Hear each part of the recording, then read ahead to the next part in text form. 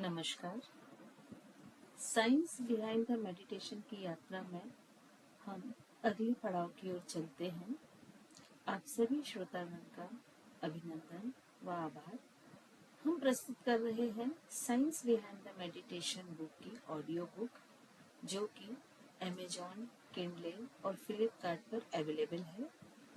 इस बुक को अमेजॉन ने बेस्ट सेलर नंबर 1 की श्रेणी में रखा हुआ है।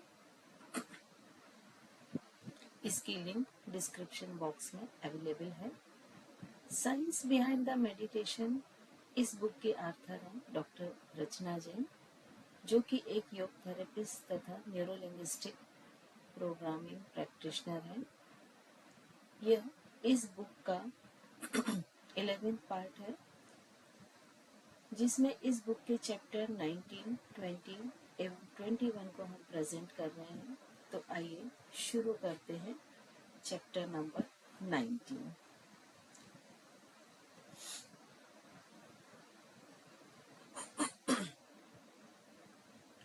चैप्टर 19 अवचेतन मन की प्रोग्रामिंग। चैप्टर 19 अवचेतन मन की प्रोग्रामिंग।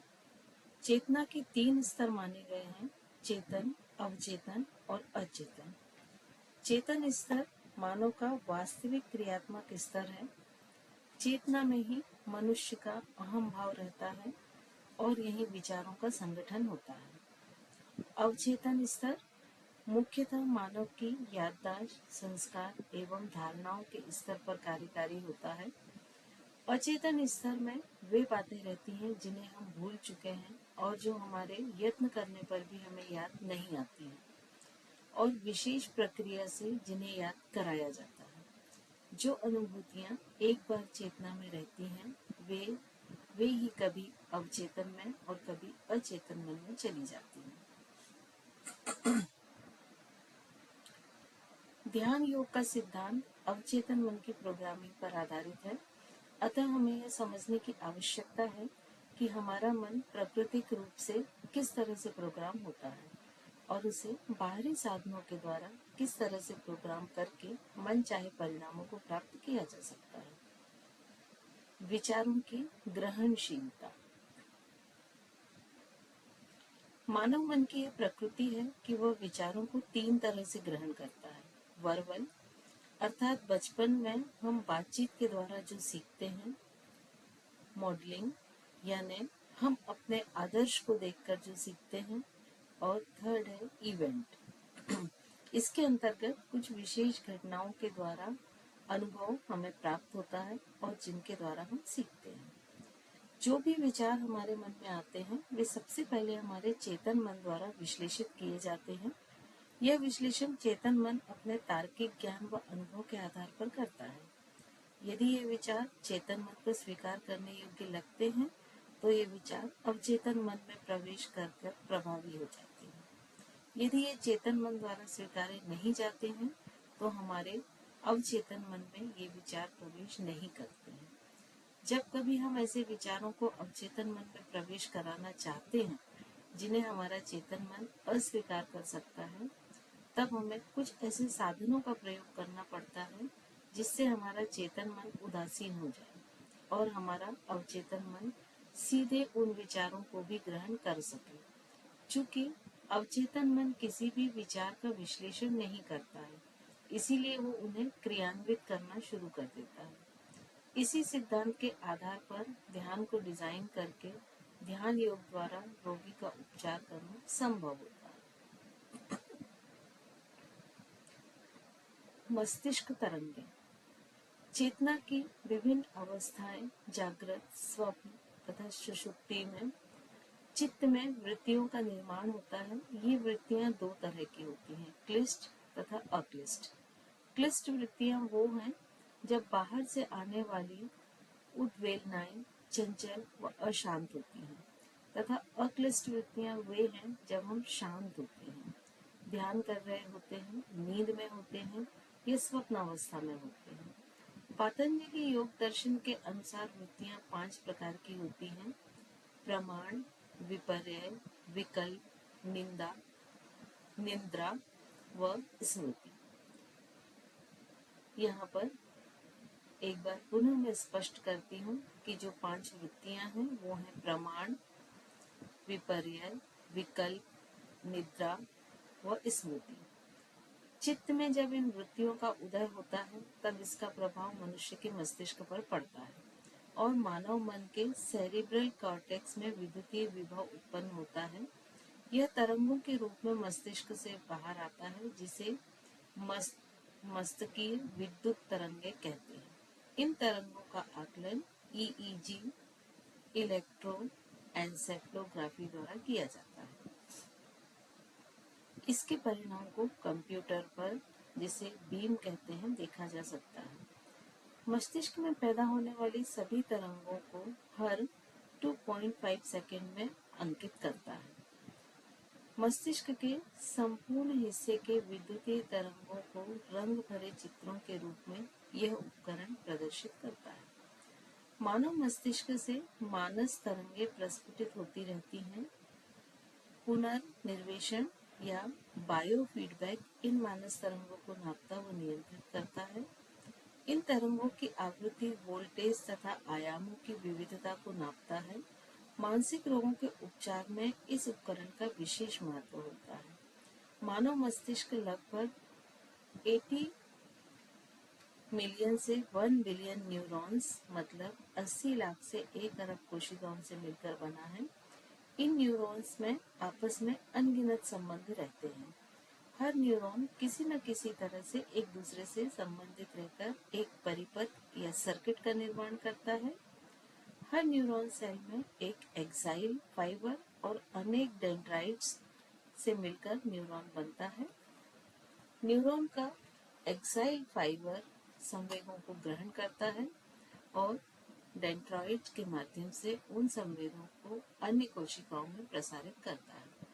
यह संचारण न्यूरॉन में विद्यमान एक विशेष मात्रा में उपस्थित विद्युत शक्ति द्वारा ही संभव होता है। संचारण में एक निश्चित स्तर पर नर्व इम्पल्सन होती हैं और यही माइंड वेव कहलाती है। इस वेव की फ्रीक्वेंसी, वोल्टेज, डेंसिटी व्यक्ति की स्थिति पर निर्भर होती है।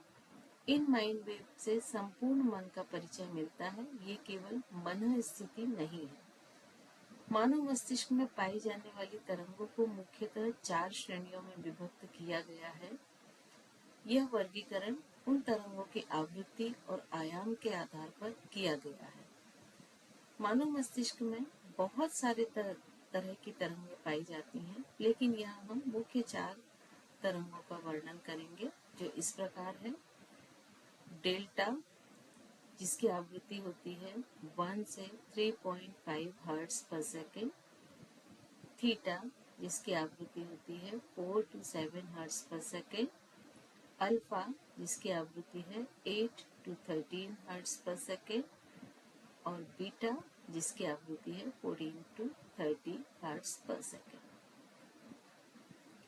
बीटा तरंग, जब मस्तिष्क अधिक सक्रिय हो, इंद्रियां सजग अवस्था में हो, शारीरिक व मानसिक दृष्टि से विभिन्न कार्यकलापों में इंद्रियां व्यस्त हों, अर्थात पूर्ण जागृत अवस्था में ये तरंगें पाई जाती हैं।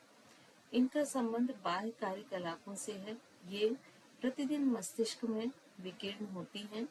बौद्धिक विचार व इंद्रिय ज्ञान आदि की स्थिति में ये तरंगें अधिक मात्रा में उत्सर्जित होती हैं और लघु विस्तार वाली ये वेव है तथा इनकी आवृत्ति तीव्र होती है। ये प्रति सेकंड लगभग 14 से 30 चक्र तक इनकी आवृत्ति होती है। अल्फा तरंग, ये तरंगें मंद अवस्था में जन्म लेती हैं। इनका संबंध मस्तिष्क की तनाव रहित, शांत व निश्चिंत अवस्था से है। जब हमारा मन शांत अवस्था में होता है, हम शांत बैठकर ध्यान कर रहे होते हों तथा आंखें बंद हों, तब मस्तिष्क में अल्फा तरंगें अधिक मात्रा में पाई जाती हैं। रचनात्मक कार्य करते समय ये तरंगें प्रचुरता से उत्सर्जित होती हैं, क्योंकि इनका संबंध सृजनात्मकता से होता है। ध्यान में भी ये बहुतायत से पाई जाती हैं। इनकी आवृत्ति की परिधि 8 से 13 चक्र प्रति सेकंड की होती है। थीटा तरंग, अल्फा अवस्था में जब शांत चित्त होकर आंख बंद कर कर ध्यान करते हैं तब मस्तिष्क की तरंगों में परिवर्तन आना शुरू होता है और मस्तिष्क में अल्फा के साथ साथ एक और तरंग दिखती है, वो थीटा तरंग होती है। नींद आने के तुरंत पहले की अवस्था में मस्तिष्क में ये तरंगे बहुतायत से पाई जाती हैं। जब ध्यान, योग निद्रा या शवासन के दौरान जब सजगता कम हो जाती है अर्थात मूढ़ वृत्ति का उदय होता है तब ये तरंगे मस्तिष्क में अधिक मिलती हैं। जागृत तथा स्वप्न की अवस्था के बाद निद्रा की अवस्था में इन तरंगों का उत्सर्जन बहुतायत से होता है। इसका संबंध अचेतन मन से होने के कारण इस समय चेतना अंतर्मुखी हो जाती है और अचेतन के गहरे पूर्व जमे पूर्वांकन सतह पर उभरने लगते हैं। ये तरंगें तीव्र सृजनात्मक, रचनात्मक, आनंद, गहन ध्यान तथा इंद्रियतीत अनुभूति की अवस्था में उठती है।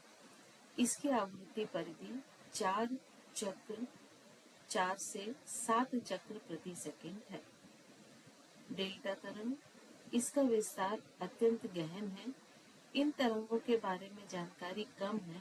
इसकी आवृत्ति परिधि 0 से 3.5 सेकंड प्रति चक्र होती है। जागृत, स्वप्न तथा निद्रा की अवस्था के बाद स्वप्न रहित प्रगाढ़ निद्रा की अवस्था में इन तरंगों का उत्सर्जन बहुतायत से होता है। इस स्थिति में ग्रहणशीलता अपनी चरम स्थिति में होती है। इस समय जो भी ज्ञान आप चाहते हैं उसे ग्रहण कर सकते हैं। इसका संबंध ज्ञान इंद्रियों से आगे अचेतन मन से है। इस समय चेतना अंतर्मुखी हो जाती है और अचेतन मन के गहरे पूर्व में जमे संस्कार सतह पर उभरने लगते हैं। इंद्रियों का अंतर्मन से अस्थायी रूप से संबंध अलग होने लगता है और वृत्तियों का निरोध होने लगता है। यही महर्षि पतंजलि ने अपने योग दर्शन में सूत्र के रूप में इसे लिखा है, योगश चित्त वृत्ति निरोध। सिद्ध योगी या मानसिक क्रियाओं पर नियंत्रण करने वाला साधक जागृत अवस्था में भी बीटा परिधि को पार कर अल्फा तरंगे उत्सर्जित कर सकता है। वह अपनी इच्छा अनुसार एक स्थिति से दूसरी स्थिति में आ सकता है।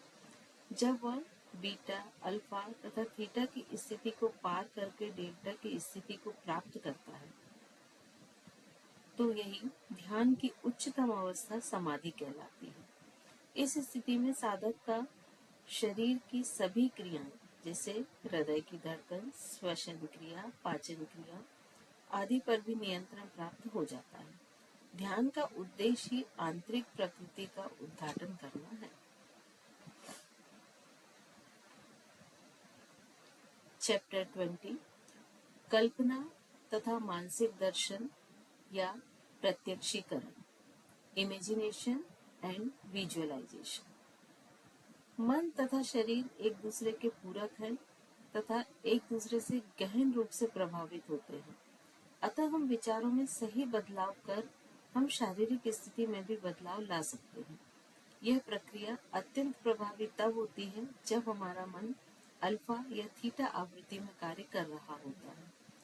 विचारों को मानसिक चित्रण या चलचित्र के द्वारा हम अधिक प्रभावी रूप से मन में ग्रहण कर सकते हैं। इसीलिए विजुअलाइजेशन की तकनीक विचारों को ग्रहण करने की सर्वोत्तम विधि है। यहाँ विजुअलाइजेशन तथा इमेजिनेशन के अंतर को हम इस उदाहरण द्वारा समझ सकते हैं। अगर आपको पता लगता है कि आपके शहर की किसी बच्ची को राष्ट्रपति पुरस्कार दिया जाने वाला है, तब आपको खुशी होगी। लेकिन दूसरे ही पल जब आपको पता लगता है कि वह आपकी बेटी है, तब हो सकता है आपकी आंखों में खुशी के आंसू आ जाएं। यहाँ पहला जो मोमेंट था वो था इमेजिनेशन, जिसमें सिर्फ चित्रण था, और दूसरा जो मोमेंट था वो है विजुअलाइजेशन, जिसमें मानसिक चित्रण के साथ साथ भावनाएं और रंग भी शामिल रहते हैं। ये इस प्रैक्टिकल के दौरान हमें विजुअलाइजेशन करना है।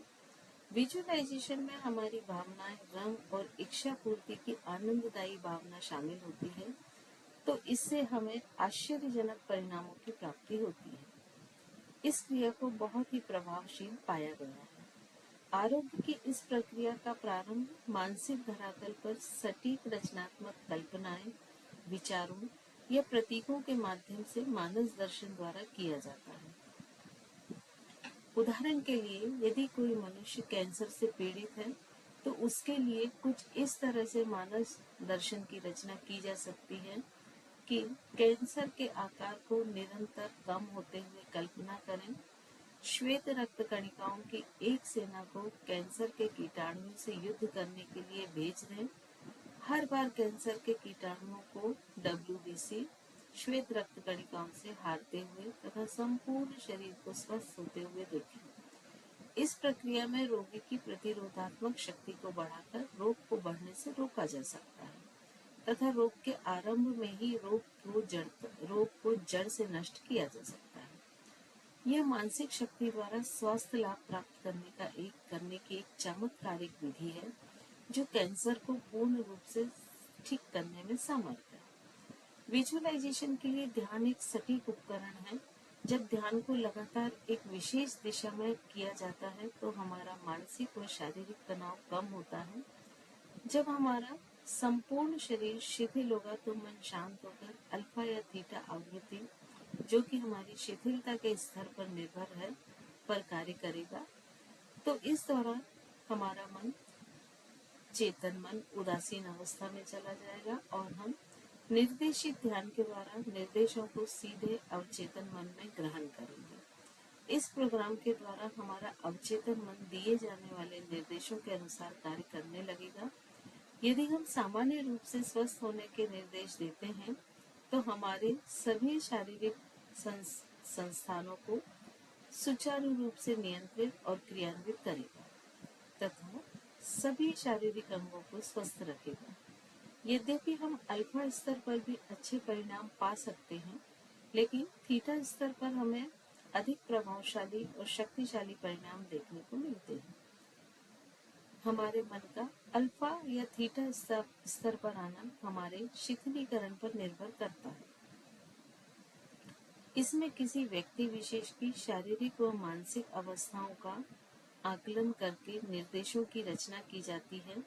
ये निर्देश हर व्यक्ति विशेष के लिए अलग होते हैं, जिन्हें उस व्यक्ति की आवश्यकता अनुसार तैयार किया जाता है। हमारा मन सकारात्मक व नकारात्मक दोनों तरह के विचारों को प्रसारित और आकर्षित करता है। अतः जैसा बीज बोओगे वैसा काटोगे, जैसा सोचोगे वैसा पाओगे, दोनों कहावतें इसी तथ्य को ध्यान में रखकर कही गई हैं। अतः यह ध्यान में रखना अत्यंत आवश्यक है कि हमें हमेशा सकारात्मक होना चाहिए। इस भागती दौड़ती दुनिया में व्यक्ति का मन लगातार भटकाव की स्थिति में होता है। फिर इस मन को ध्यान के दौरान स्वयं किसी एक लक्ष्य पर केंद्रित करना मुश्किल होता है और तब आवश्यकता होती है गाइडेड मेडिटेशन की। अंत में मैं आपका ध्यान पुनः दो बिंदुओं पर आकर्षित करना चाहती हूँ।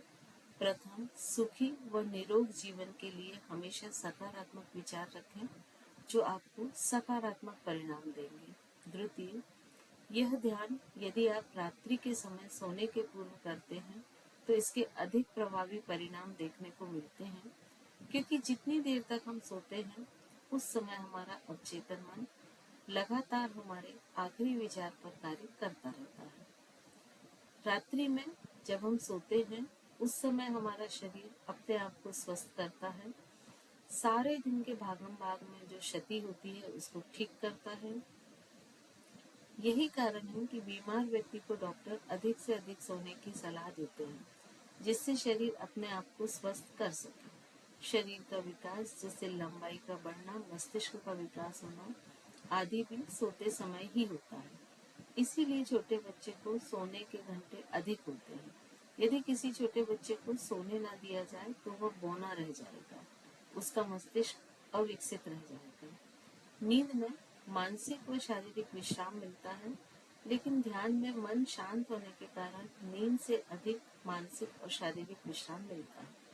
अतः ध्यान द्वारा अनेकों बीमारियों का उपचार किया जा सकता है। वर्तमान काल में संपूर्ण विश्व में मानव जीवन शैली में काफी परिवर्तन हुआ है। हमारी सामाजिक व्यवस्थाएं, प्रथाएं तथा रहन सहन प्राचीन काल जैसा नहीं रहा है। मानव पूर्व व पश्चिम दोनों के अंधानुकरण के कारण इन दोनों के बीच में पिस रहा है। पूर्व व पश्चिम दोनों का द्वंद्व मानव की जीवन शक्ति में सभी स्तरों में बिखराव की स्थिति उत्पन्न कर रहा है। मानव भौतिक सुखों में इस कदर तल्लीन हो चुका है कि इस भौतिक सुख की चाह की अंधी दौड़ के कारण से मानव के सभी पक्षों का या संपदाओं का असंतुलन और समन्वयता खो गई है। उसकी सजगता कम होती जा रही है। इन सब का परिणाम मानव अनेक रोगों के रूप में भोग रहा है। नित्य नए नए रोग और रोगाणु उभर कर सामने आ रहे हैं। ये मानव में विकराल रूप धारण कर नए नए महामारी रोगों को जन्म दे रहे हैं। आधुनिक जीवन की अत्यधिक प्रतिस्पर्धात्मक शैली को अपने अनुकूल न बना सकने के कारण तनाव का सामना करना पड़ रहा है। यही तनाव मनोदैहिक रोग जैसे मधुमेह, रक्तचाप, माइग्रेन, दमा, अल्सर, पाचन संबंधी समस्याएं तथा थायराइड के रूप में बहुतायत से मिलने लगे हैं। विकसित देशों में कैंसर व हृदय रोग का फैलाव के मुख्य कारण यही तनाव है। इन सभी का सफल उपचार ध्यान द्वारा कर पाना संभव होता है।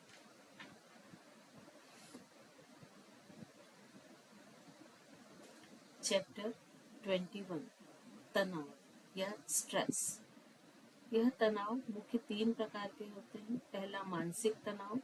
जीवन में हम जो कुछ भी अनुभव करते हैं वह मानसिक, शारीरिक में या मन में जमा होता है। इसका अति जमाव रोगों के रूप में उभर कर आता है। अत्यधिक मानसिक क्रियाशीलता तनाव का कारण होती है। समस्त नकारात्मक भाव जैसे दुख, क्रोध या उत्तेजना आदि का कारण मन में संचित तनाव ही है। योग, निद्रा तथा ध्यान का अभ्यास अवचेतन मन की गहराइयों में जाकर मानसिक तनावों को मुक्त व शिथिल कर जीवन में सामंजस्य लाता है। दूसरा, मांसपेशीय तनाव। शरीर, तंत्रिका तंत्र तथा अंतःस्रावी ग्रंथियों में असंतुलन की स्थिति से यह तनाव आता है। योग, निद्रा तथा ध्यान के अभ्यास के दौरान शारीरिक शिथिलता होने पर इस तनाव से मुक्त हुआ जा सकता है। तीसरा है भावनात्मक तनाव। 2 विपरीत भावनाएं जैसे प्रेम, घृणा, लाभ, हानि, सुख, दुख आदि जब एक साथ उभरती है तब द्वंद्व या द्विविधा की स्थिति निर्मित होती है। यही द्वंद्व भावनात्मक तनाव का कारण होता है। हर भावनाओं को सभी के समक्ष जता पाना मुश्किल होता है, जिससे भावनाएं दमित हो जाती हैं तथा तनाव की जड़ गहरी हो जाती है। तनाव पाचन तंत्र को प्रभावित करता है। तनाव की स्थिति में पाचन तंत्र खराब होगा, जिससे पूरी परिसंचरण प्रणाली भी प्रभावित हो जाएगी। अधिकांश रोगों की जड़ खराब पाचन है। अपनी इच्छाओं, भावनाओं, वासनाओं तथा क्रोध पर नियंत्रण पा करके ही तनाव से मुक्ति पा करके जीवन की समस्याओं को सुलझाने में मानव समर्थ हो सकता है। साथ ही रोगों पर भी नियंत्रण पाकर लंबी व स्वस्थ पूर्ण आयु को प्राप्त कर सकता है। यह सर्वमान्य तथ्य है कि मन तथा शरीर परस्पर क्रिया प्रतिक्रिया करते हैं। मानसिक व्याधियों से शारीरिक रोग उत्पन्न होते हैं। योग हमारे व्यक्तित्व के पुनः निर्माण के उपाय प्रदान करता है। यह इंद्रियों को उसके विषय से हटाता है और उसे मनोवैज्ञानिक द्वारा प्रतिपादित अवचेतन में ले जाता है। जब हम ध्यान के द्वारा अपने अवचेतन से संपर्क स्थापित करते हैं तब गहराई में स्थित हमारे संस्कार एक एक कर ऊपर सतह पर आते हैं और धीरे धीरे विदा होते जाते हैं। ध्यान मानसिक अनुशासन का एक अभ्यास है। यह मन को वांछित लक्ष्य की दिशा में अनुशासित एवं निर्देशित करता है। मन को अनुशासित करने का यह एक तरीका है। मन की चंचलता और तरंगों को नियंत्रित करने के लिए यह एक उपाय है। जो लोग विभिन्न भावनाओं जैसे परेशानी, चिंता, अनिर्णय आदि के शिकार हैं, वे ध्यान के अभ्यास से काफी लाभान्वित होते हैं। यह आत्म अवलोकन का अवसर प्रदान कर अंतरतम की व्याधियों को दूर करता है। महर्षि पतंजलि ने समाधिपात के सूत्र 14 में ध्यान की प्रक्रिया संबंधी सूत्र दिया है। स तु दीर्घ काले नैरश तरकार सत्कारा सेवितो दृढ़ भूमि, अर्थात दीर्घ काल तक श्रद्धा पूर्वक अविरल प्रयास से साधना को दृढ़ भूमि प्राप्त होती है। यही सूत्र मुख्य है जिसे प्रत्येक साधक को जानना आवश्यक है। किसी भी साधना में सिद्धि के लिए 3 गुण आवश्यक हैं, चाहे वो आध्यात्मिक हो या भौतिक, आस्था या विश्वास, नियमितता, और तीसरा है दीर्घ काल तक का अभ्यास। योग परंपरा में ध्यान के 3 पक्षों का उल्लेख मिलता है। साधक की चेतना, दूसरा साधक का लक्ष्य और जो वह प्राप्त करना चाहता है, और तीसरा है साधना की प्रक्रिया जो साधक अपनाता है। एक बार फिर से इन 3 पक्षों को हम देखेंगे। पहला है साधक की चेतना, दूसरा है साधक का लक्ष्य जो वह प्राप्त करना चाहता है, और तीसरा है साधना की प्रक्रिया जो साधक अपनाता है। जब ये तीनों एक हो जाते हैं तब ध्यान की अनुभूति अंदर से अवतरित होती है और हमारे शरीर और मन की चेतना समाप्त हो जाती है। उस समय ध्यान के अनुभव के अलावा और कुछ नहीं रहता है और उसी अवस्था को ध्यान कहते हैं। जब हम ध्यान के अनुभव में लीन हो जाते हैं तो यह एक जीवंत अनुभव होता है जहाँ द्वैत भाव नहीं रह जाता है और केवल एक ही अनुभव शेष रह जाता है और वही मन की मुक्ति है। योग के सिद्धांत और अवधारणा के अनुसार ध्यान मन और चेतना की एक अवस्था है जिसमें सतर्कता, गत्यात्मकता, मन और इंद्रियों की पूर्ण एकाग्रता रहती है। यह निश्चित रूप से उन अनुभवों एवं घटनाओं को अवरुद्ध करने की प्रक्रिया नहीं है जो हमें सतत प्रभावित करते रहते हैं। ध्यान में जब सफलता नहीं मिलती है तब तक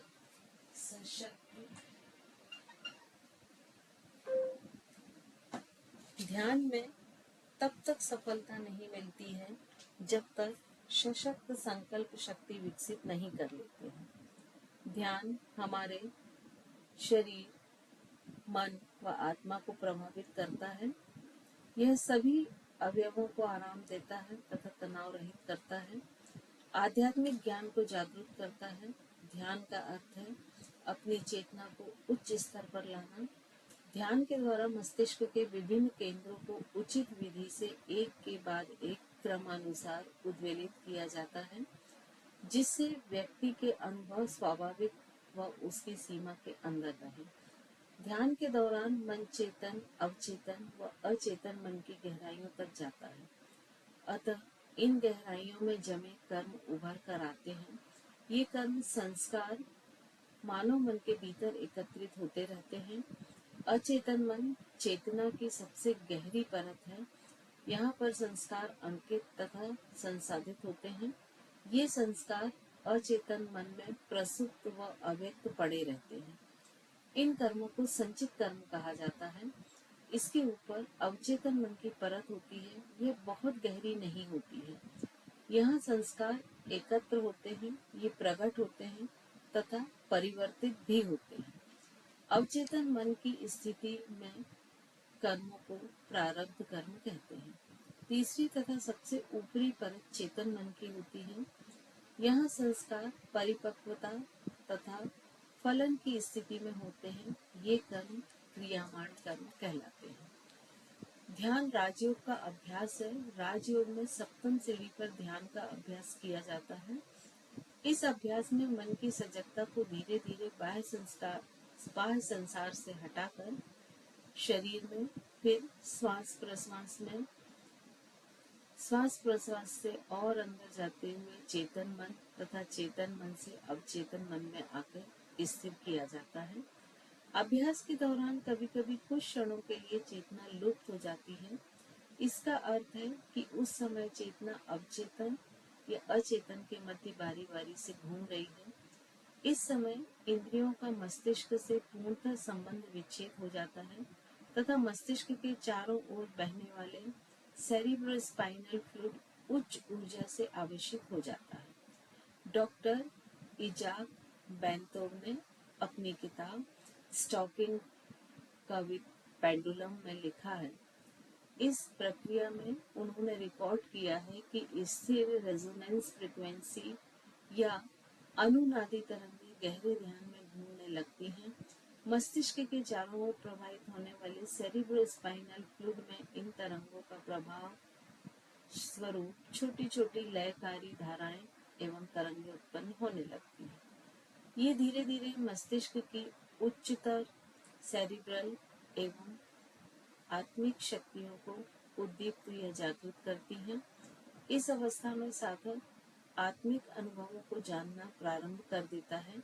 योग के अनुसार यह अवस्था चेतन व अवचेतन के मध्य का प्रवेश द्वार है तथा यह एक आनंददायक अवस्था का स्तर है। इस स्तर को वैज्ञानिक हिप्नोगॉगिक या हिप्नोपॉम्पिक अवस्था कहते हैं। सम्मोहन में व्यक्ति को गहरी नींद में सुलाकर निर्देश दिए जाते हैं।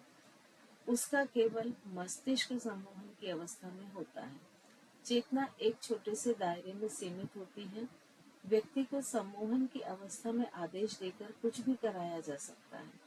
इसका प्रभाव अल्पकालीन होता है, लेकिन ध्यान की अवस्था में सजगता पूर्ण रूप से बनी रहती है। जागरूक चेतना को साधक अपने अनुसार उस हद तक ले जा सकता है जहां तक वह चेतना को ले जाना चाहता है। साधक स्वयं के संकल्प से अपनी प्रतिभा को निखारता है। ध्यान का प्रभाव दीर्घकालीन होता है। शरीर को ऊर्जा या शक्ति प्रमुख 3 नाड़ियां ईड़ा, पिंगला तथा सुषुम्ना से प्राप्त होती है। ईड़ा नाड़ी का संबंध मन या चेतना, पिंगला नाड़ी का संबंध जीवनी शक्ति तथा सुषुम्ना नाड़ी का संबंध आत्मिक शक्ति से है। वैज्ञानिकों ने शरीर में इन नाड़ियों का संबंध क्रमशः सिंपैथेटिक या संवेदना, पैरासिम्पैथेटिक या परासंवेदना तथा सेंट्रल नर्वस सिस्टम या केंद्रीय नाड़ी मंडल से जाना है। ईड़ा तथा पिंगला नाड़ी मनुष्य को जन्म से मृत्यु तक उसके जीवन में होने वाली प्रत्येक संवेदना से परिचित कराती है। इन दोनों नाड़ियों का प्रवाह रुक जाने पर मस्तिष्क विचार शून्य हो जाता है। सुषुम्ना नाड़ी मस्तिष्क को गति देकर उसे उत्प्रेरित करती है। आधुनिक काल में मानव अनेक मानसिक व शारीरिक रोगों से त्रस्त है। इसके अलावा नशीले पदार्थों तथा पीड़ा निरोधक दवाइयों के सेवन से स्नायु तंत्र या नर्वस सिस्टम निरंतर कमजोर होता जा रहा है। मनुष्य अपनी वर्तमान दिनचर्या में कई बार संघर्ष या पलायन की स्थिति निर्मित करता है। वह लगातार तनावग्रस्त रहता है। वह थकान व तनाव शरीर में मनोकायिक या साइकोसोमैटिक या दैहिक मनो या सोमैटिक साइकिक रोगों को उत्पन्न कर रही है।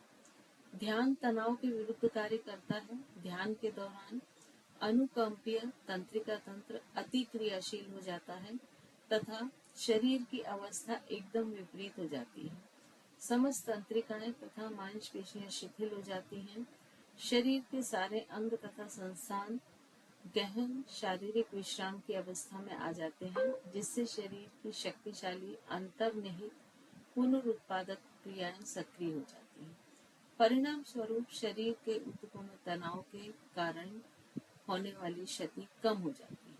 ध्यान के कारण पेशीय, मानसिक तथा भावनात्मक गहन विश्राम प्राप्त होता है, जिससे शरीर की अंतर्निहित नाड़ियों में प्रभावित होने वाली मानसिक एवं प्राणिक ऊर्जाओं में संतुलन होता है। मानसिक एवं प्राणिक ऊर्जाओं में संतुलन होने से ही उत्तम शारीरिक एवं मानसिक स्वास्थ्य की प्राप्ति होती है।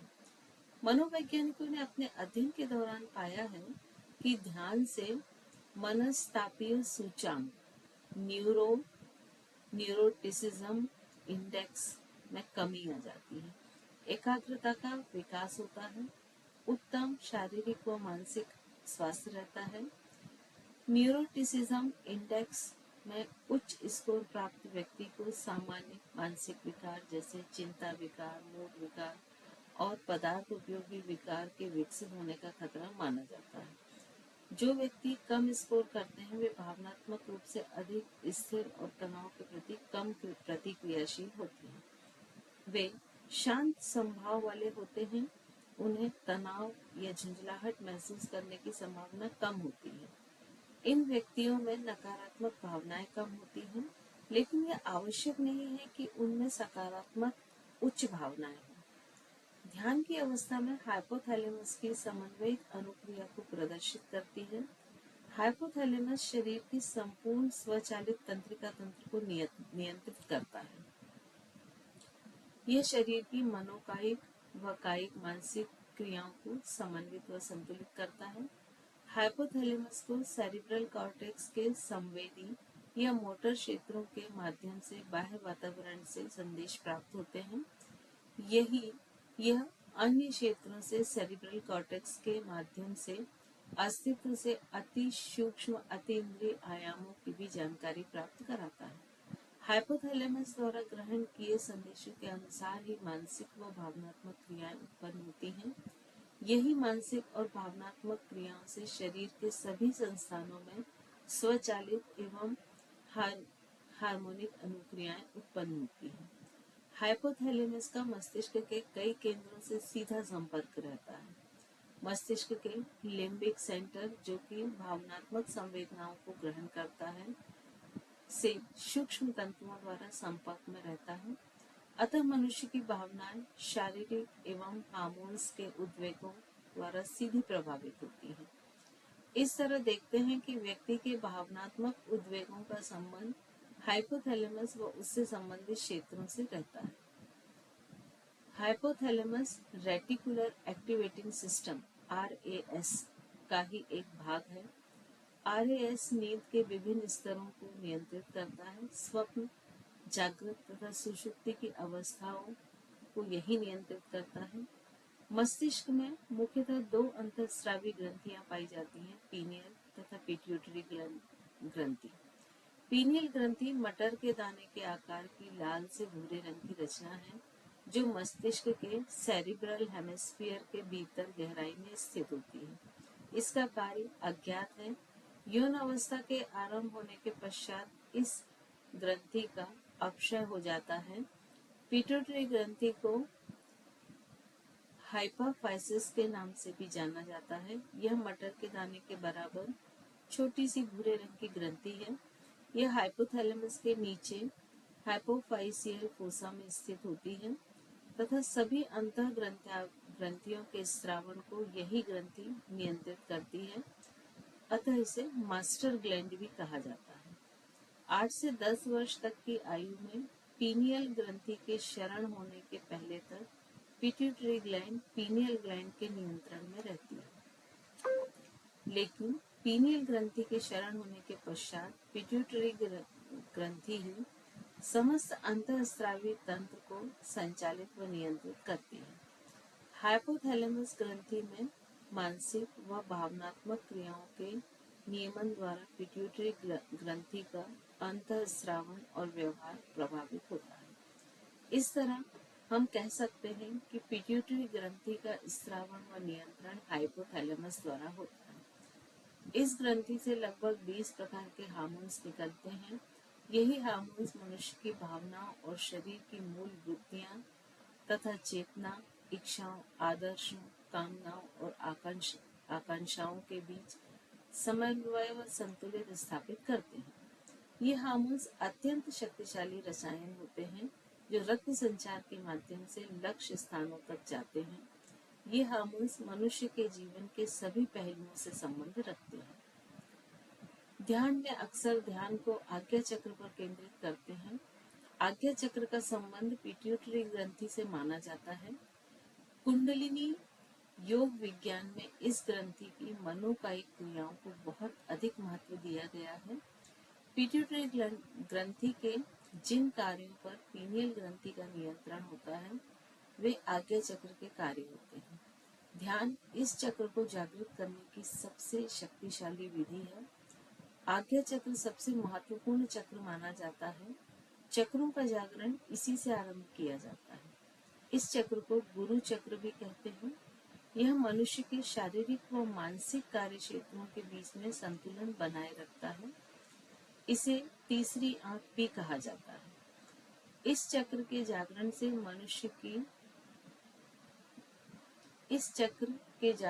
मनुष्य में अद्भुत दृष्टि, उद्देश्य तथा समझदारी प्रदान होती है। इस चक्र की सजगता को अंतः गुरु की संज्ञा दी गई है। सजगता सुनिश्चित होने पर साधारण व्यक्ति जिन क्षेत्रों में असफल होता है वहां भी सफलता प्राप्त होती है। ध्यान की अवस्था में सिंपैथेटिक नर्वस सिस्टम के कार्यों की गति धीमी हो जाती है, अतः रक्त संचार में निर्बाधता बढ़ जाती है। मानव शरीर के लिए बढ़ा हुआ रक्त संचार अत्यंत लाभदायक होता है। जब ऑक्सीजन की कमी होती है तो लैक्टिक एसिड का स्राव बढ़ जाता है।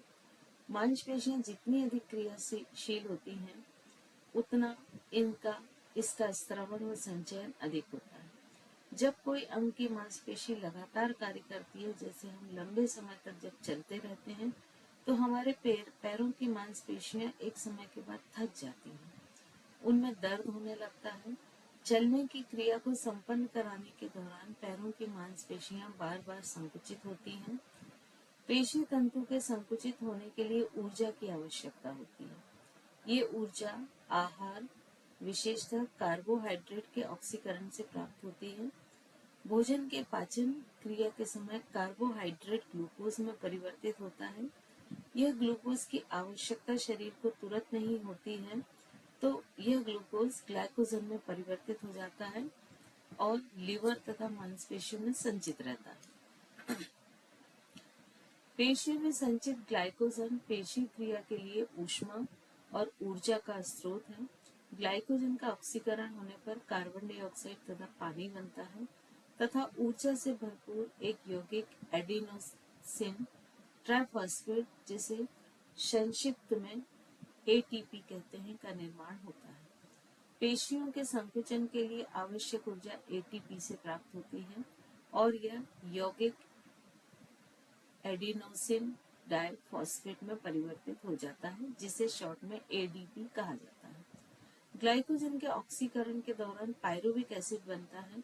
यदि ऑक्सीजन पर्याप्त मात्रा में उपलब्ध हो तो पायरुविक एसिड कार्बन डाइऑक्साइड और पानी में विभाजित हो जाता है तथा इस प्रक्रिया के दौरान जो ऊर्जा मुक्त होती है उसका उपयोग और अधिक एटीपी बनाने में होता है। यदि ऑक्सीजन की पर्याप्त मात्रा उपलब्ध ना हो तो पायरुविक एसिड लैक्टिक एसिड में परिवर्तित हो जाता है, जो एकत्रित होकर पेशीय थकावट, मसल्स फटीग पैदा करता है। ध्यान में रक्त संचार के बढ़ जाने के कारण मांसपेशियों को अधिक ऑक्सीजन मिलने लगती है, जिससे लैक्टिक एसिड के स्तर में कमी आने लगती है। लैक्टिक एसिड की मात्रा शरीर में बढ़ जाने पर चिंता, तनाव, मानसिक रोग, उच्च रक्तचाप आदि होने की आशंका बढ़ जाती है। ध्यान लैक्टिक एसिड की मात्रा को कम करने का सर्वोत्तम उपाय है। ध्यान में रक्तचाप सामान्य होने के कारण मन व शरीर शांत हो जाते हैं। इससे अंतर्निहित कारणों का निदान स्वयं हो जाता है। इसमें रक्त में ऑक्सीजन व कार्बन डाइऑक्साइड का सही अनुपात निरंतर बना रहता है। यहाँ पर साइंस बिहाइंड द मेडिटेशन का चैप्टर नंबर 21 समाप्त होता है। मैं आपसे विदा लेती हूँ इसी आशा के साथ कि science behind the meditation book के अगले पड़ाव पर हम पुनः मिलेंगे। मैं एक बार पुनः आप सभी का दिल से आभार व्यक्त करती हूँ तथा प्रार्थना करती हूँ कि आप सभी का जीवन सुख, शांति, समृद्धि तथा आनंद से भरा हो। जुड़े रहने के लिए इस चैनल को सब्सक्राइब व शेयर जरूर करें। आपके सहयोग के लिए धन्यवाद। मिलते हैं साइंस बिहाइंड द मेडिटेशन के अगले भाग में। नमस्कार।